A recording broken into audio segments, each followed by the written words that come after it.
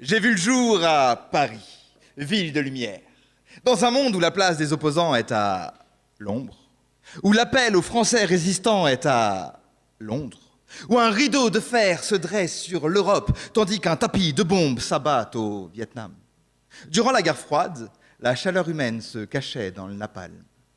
Où Gandhi, Mandela et Martin Luther, tandis que Matzneff et Polanski prennent toute la lumière.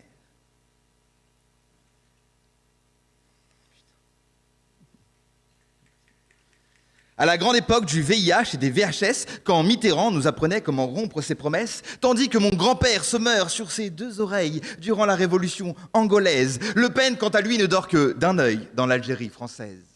Un Cuba sans missile porte son regard sur les océans quand Monica Lewinsky devient la maîtresse de tout l'Occident. Un 7 avril, une prise d'otage en Israël provoque déjà la guerre. Je suis né dans un monde où il y avait déjà Drucker. J'ai grandi près de Versailles et du Roi Soleil, dans un monde déréglé par le réchauffement climatique, dans une économie régulée par Madoff et sa clique, où les neiges éternelles laissent la place à des feux incessants, et quand la maison brûle, Chirac fait partie des plus décents. Où Kofi Annan, ses protestations contre la guerre en Irak, imagine le désespoir d'un monde où la figure de l'opposant, c'est encore Chirac. À la grande époque des CD et du sang contaminé, quand LGBT se prononçait encore sale pédé, on est passé de Kit au bug de l'an 2000, et la révolution informatique fait progresser les réseaux pédophiles. Dans un monde bouleversé par l'effondrement des tours jumelles, moi, je découvre la gravité lorsque je perds mon paternel. Génération black, blanc, beurre n'est pas encore devenue génération identitaire, et tout ça toujours sous les yeux du même Drucker. Je tue mon temps à Melun, capitale mondiale de la mélancolie. Dans un monde où tout doit disparaître sur l'autel du divertissement, où crimes de guerre et génocide deviennent des prétextes à slogans, où le traumatisme de la fusillade de Columbine n'est plus qu'un simple fait divers. Et les milliers de noyés de la Méditerranée font moins couler d'encre que le sous-marin de 4 milliardaires.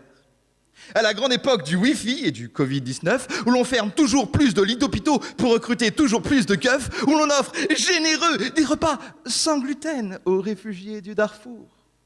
Dans ce monde, Apple pourrait sponsoriser les camps de concentration des Ouïghours. Un 7 octobre malheureux permet de justifier crimes de guerre et éradication. Et soutenir la Palestine serait, dans le meilleur des cas, une provocation. La plupart des animaux sont en voie d'extinction, et moi-même, je ne me sens pas très bien. Comme à l'époque d'Hugo Boss, les fascistes reviennent à la mode par le pouvoir des scrutins. Alors forcément, au milieu de tout ça, j'ai peur des lendemains qui ressemblent un peu trop à hier. Et je me demande vraiment quel monde je vais laisser à Michel Drucker.